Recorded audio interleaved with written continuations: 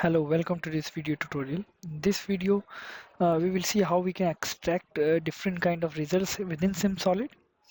So if I just import some results, I can choose the number of points of which I want to extract data for.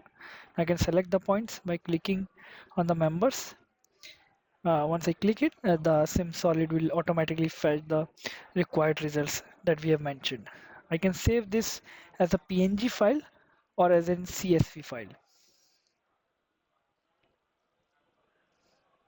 Okay.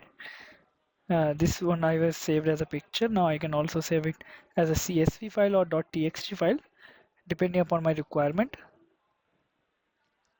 Okay.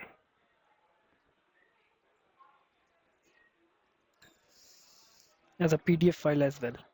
So now let's move out of the tool and see what else I can resolve. Displacements also can be similarly taken out.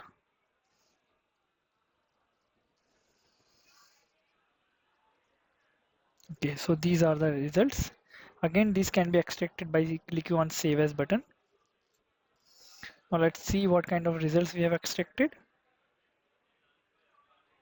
So this is the picture, a PNG, and this is a file that we have extracted. So this can be opened as a CSV file or directly imported into Excel sheet as well.